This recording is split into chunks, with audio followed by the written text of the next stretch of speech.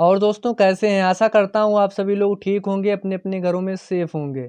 तो आज की वीडियो में हम लोग बात करेंगे अच्छी ओसर के लक्षण अथवा विशेषताएं और दोस्तों अच्छे बछड़े के लक्षण और उनकी भी विशेषताएं इसी वीडियो में हम देख लेंगे। ठीक है, तो स्टार्ट करते हैं बिना किसी देरी किए हुए वीडियो को।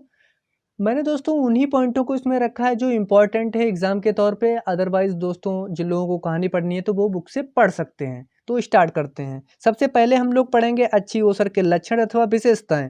ठीक है, इसमें हमारा सबसे पहला पॉइंट आता है जो बातें अच्छी गाय के लक्षणों के संबंध में कही गई हैं वे अच्छी ओसर के संबंध में भी सही हैं। देखो, जितने भी लक्षण गाय में होते हैं, ठीक है, उसी तरीके से ओसर के भी लक्षण होते हैं, लेकिन कुछ इसमें अंतर होता है। तो वो क्या अंतर होता है उसके बारे में हम लोग अभी देखेंगे। लेकिन यहाँ पे एक बात समझ लीजिएगा, जिन लोगों ने गाय का दोस्तों वीडियो नहीं देखा है कि कौन सी नस्ल की गाय हो, ठीक है, क्या उसमें फीचर्स होते हैं, क्या उनकी विशेषताएं होती हैं, तो दोस्तों आप लोग पहले उस वीडियो को देखिएगा तभी समझ में आएगा। तो वैसे ही जितने भी लक्षण उसमें गाय में होती है, किस नस्ल की है, क्या उसकी विशेषताएं हैं, तो वैसे ही ओसर की भी विशेषताएं होती हैं। ठीक है, एकदम सही है। लेकिन कुछ बातों में इसका डिफरेंस होता है ओसर और गाय के बीच में, तो उसके बारे में अभी हम चर्चा करेंगे। ठीक है, तो दूसरा हमारा पॉइंट आता है अतः गाय और भैंस की ओसरों की परख के लिए भी वही गुणांक पत्र प्रयोग किया जा सकता है जो कि गाय की परख के लिए निर्धारित किया गया है। अब देखिए यहाँ पे समझिएगा, जो दोस्तों भैंस की ओसरों के लिए परख हम करेंगे उसका जो गुणांक पत्र लेंगे, जैसा कि मैंने उसके गाय की परख के लिए लिया था सेम उसी तरीके मैं ओसर का भी ले लूँगा। भैंसें जो होती हैं, जैसे गाय का मैंने लिया, ठीक है, मैंने गुणांक पत्र ले लिया कि उसमें गाय इस नस्ल की होनी चाहिए, उसमें ये दूध इतना दूध होना चाहिए, इसमें ये संरचनाएं होनी चाहिए, आयन उसका भारी होना चाहिए।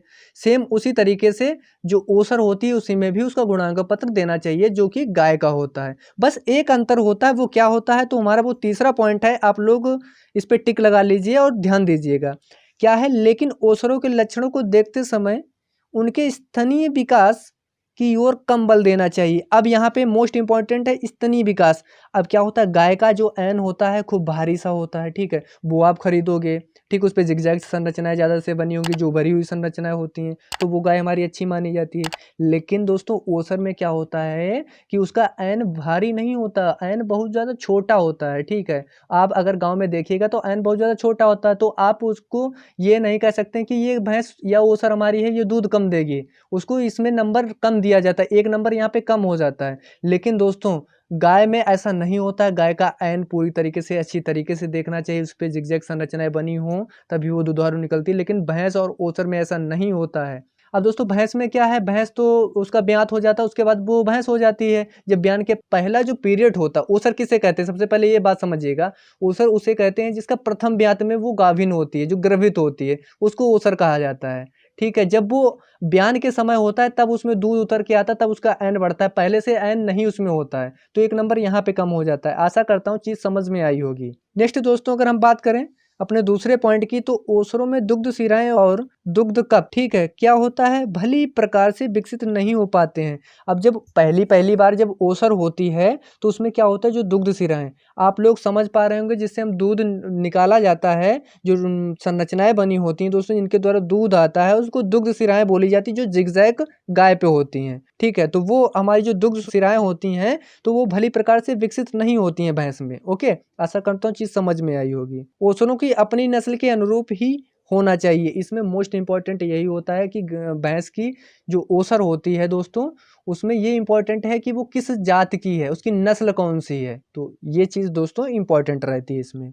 हालांकि जो स्तनीय विकास होता है ओसर में नहीं होता है, गाय में होता है, एक डिफरेंस ये बहुत ज़्यादा इंपॉर्टेंट है। और दूसरी बात है कि जो दुग्ध शिराएं होती हैं वो भली प्रकार से विकसित नहीं हो पाती हैं। ठीक है, और दुग्ध कूप, आशा करता हूँ समझ में आया होगा। अब दोस्तों जो हमारी दूसरी हेडिंग है वो अच्छे बछड़ों के लक्षण अथवा उनकी विशेषताएं।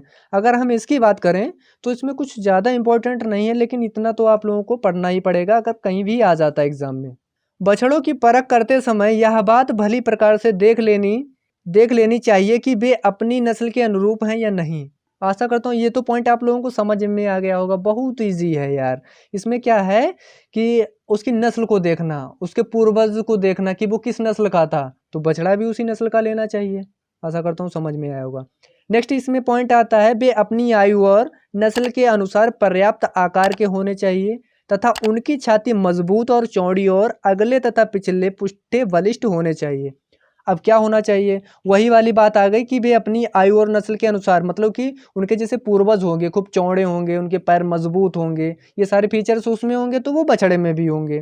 ठीक है, तो उसी अनुसार से उसका शरीर भी बढ़ेगा बछड़े का, जैसे उसके पूर्वजों का होगा। तथा उनकी छाती कैसी मजबूत और चौड़ी होगी, अकॉर्डिंग टू उनके पूर्वजों से, जैसे उनके पूर्वज होंगे उसी की तरीके से। ठीक है, पुट्ठे बलिष्ठ होने चाहिए। अब दोस्तों पुट्ठे, आप लोग अगर हमारा वीडियो नहीं देखे हैं तो मैंने उसमें वीडियो में बताया था कि जो पुट्ठे होते हैं, जो उभरी हुई संरचना होती है पीछे की ओर, पीठ पे सीधा आप जाइएगा पीछे की ओर, जहाँ पे उनकी पूंछ होती है वहीं पे दोस्तों 2 पुट्ठे होते हैं, तो उनको बोला जाता है पुट्ठे। ठीक है, नेक्स्ट हमारा पॉइंट आता है, उनकी पीठ सीधी और पिछली पीठ सुंदर होनी चाहिए। अब दोस्तों जो उनकी पीठ होनी चाहिए वो कैसी होनी चाहिए, सीधी और सुंदर होनी चाहिए। ठीक है, नेक्स्ट हमारा पॉइंट आता है, उनका शरीर अपेक्षाकृत गहरा और चेहरा सुंदर होना चाहिए। अब देखो दोस्तों क्या होता है कि अगर आप अच्छे नस्ल के बैल का प्रयोग करेंगे, ठीक है, अगर उनके पूर्वजों के बारे में पता, उनका लेख जोख है, तो जाहिर सी बात है अगर आप उसका बछड़ा लेके आइएगा, ठीक है, तो अच्छी प्रकार से दोस्तों ये जानकारी आप लोगों को मिल जाएगी कि उनका वो बछड़ा कैसा होगा जब उसके पूर्वज के बारे में जानकारी होगी।